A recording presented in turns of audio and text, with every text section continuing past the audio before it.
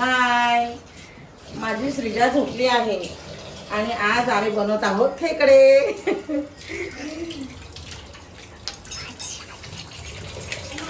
खेकड्यासाठी हा मसाला काढला आहे मी. कांदा, खोबरं, आलं, लसूण, मिरच्या, गरम मसाला. आता हा सगळा मसाला मी भाजून देणार आहे.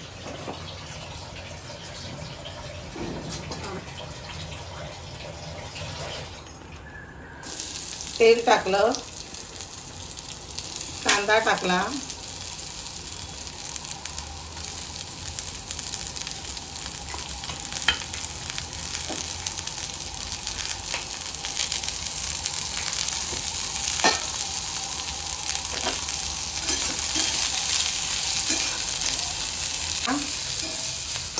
मग खोबरं भाजायचं, मग हा गरम मसाला भाजायचा आणि हे सगळं वाटायचं. आई किती वेळ खेकडे साफ करते. कांदा लाल होत तोपर्यंत परतून घ्यायचा.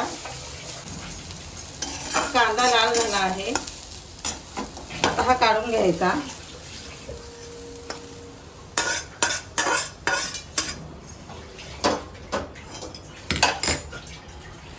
मग थोडंसं तेल,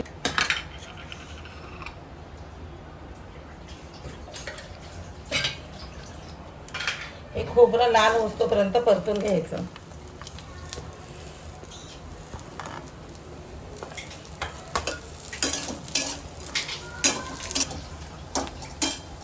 खोबरं लाल झालं आहे, तर हे खोबरं काढून घ्यायचं. मग हा सगळा गरम मसाला भाजून घ्यायचा.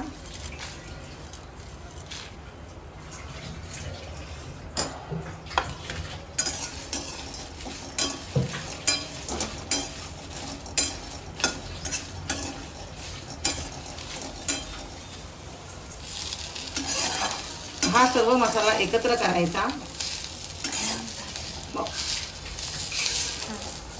हा अशा पद्धतीने सगळा मसाला एकत्र करून घ्यायचा.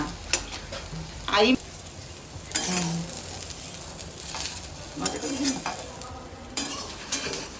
खेकडे बनवताना आई आणि मी आम्ही दोघीच बनवतो हे.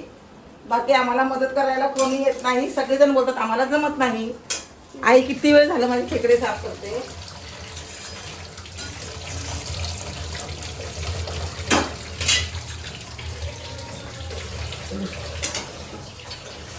हा मसाला मिक्सर मधून टाकून घ्यायचा आणि छान कालवण बनवायचं.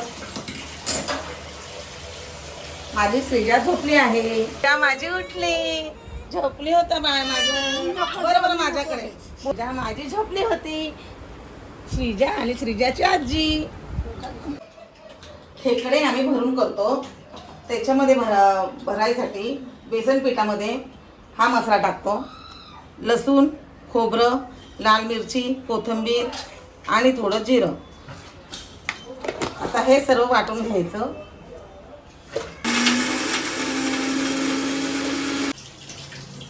मसाला वाटून तयार आहे. हा मसाला खेकड्यामध्ये भरण्यामध्ये आणि हा कालवण्यासाठी. तर आजी आता खेकड्यामध्ये जो मसाला टाकतात तो बनवत आहेत. तर पहिला बेसन घेतलंय, मग तो वाटलेला मसाला टाकलाय बेसनमध्ये. आता इथे हळद आणि मीठ टाकायचंय.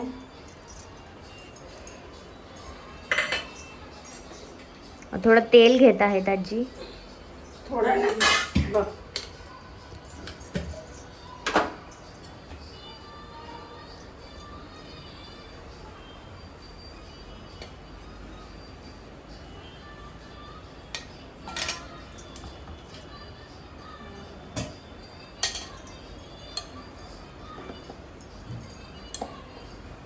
हे सगळं नीट मळून घ्यायचं.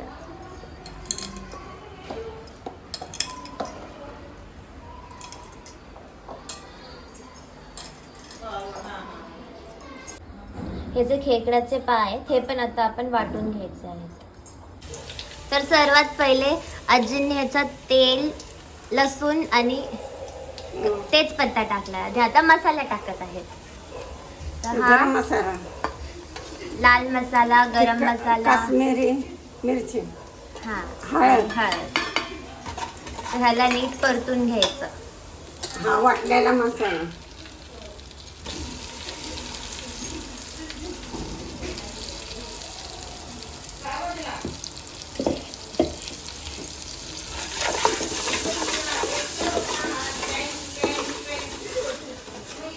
हा मसाला नीट भाजून घ्यायचा.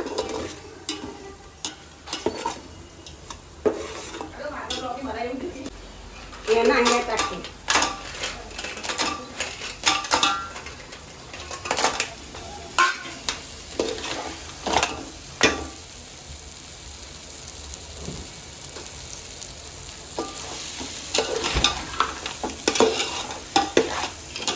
गरम पाणी नाही करायचं ना त्याला.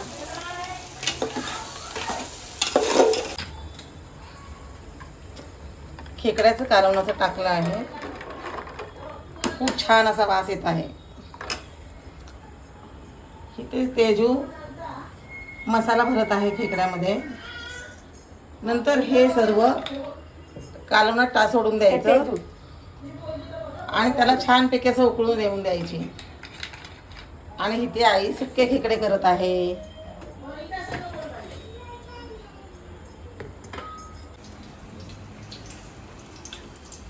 आई सुक्के खेकडे बनवत आहे. इथे तेल टाकलं, लसूण टाकला, लाल मसाला टाकला,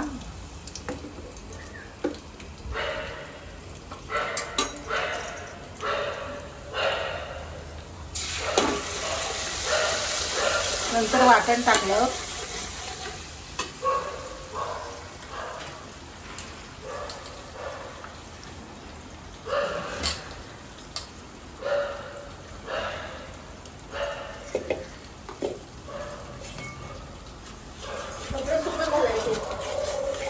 वाटण छानपैकी असं परतून घ्यायचं.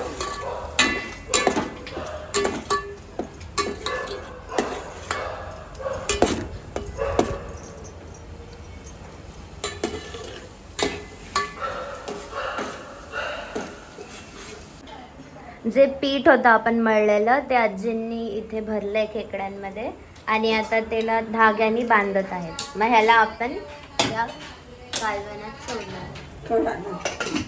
त्याला असं छान कड येऊन द्यायचं आणि मग त्यात सोडून टाकायचं खेकडे.